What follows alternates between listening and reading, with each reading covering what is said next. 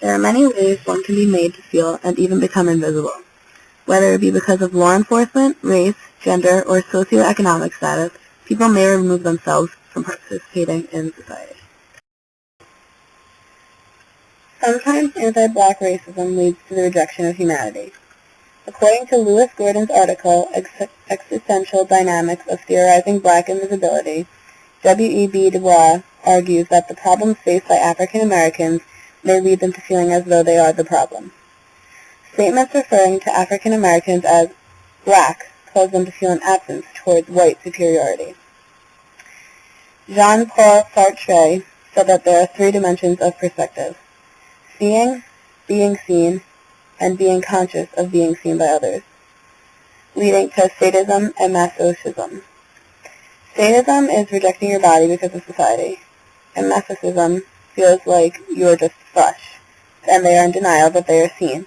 Both of the psychological states are rejections of the dimensions of the body.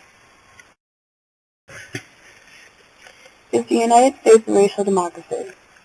When it comes to law enforcement, deciding whether the system of justice is fair or not is based on the degree to which the laws are consistently followed across all citizens. The article is questioning whether or not our country is a racial democracy.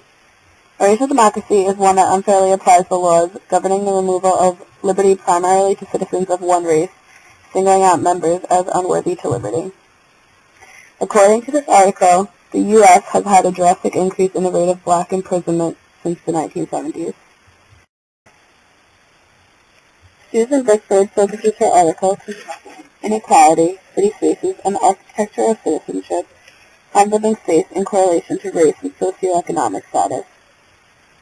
Bickford places a lot of emphasis on the idea of gates and how gated communities may be viewed in different perspectives and have different social meanings. She states that a gate may indicate safety to a resident of middle class, and it can say danger, keep out to neighboring poor communities. Gentrification of neighborhoods is the act of building up a neighborhood to destroy low-income housing, to keep the streets of feeling safe for middle-class residents and safe from so-called disturbances.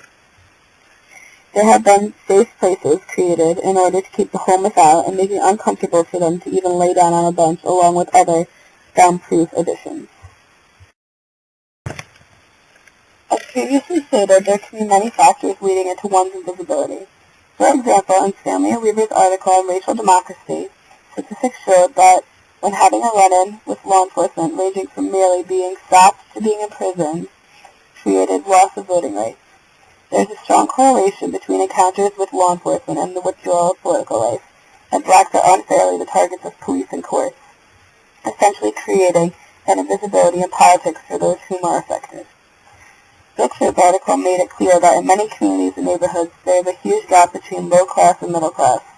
Officials are making changes in an attempt to make the middle class feel more safe, although by doing this the lower class individuals are suffering, and in this sense made invisible.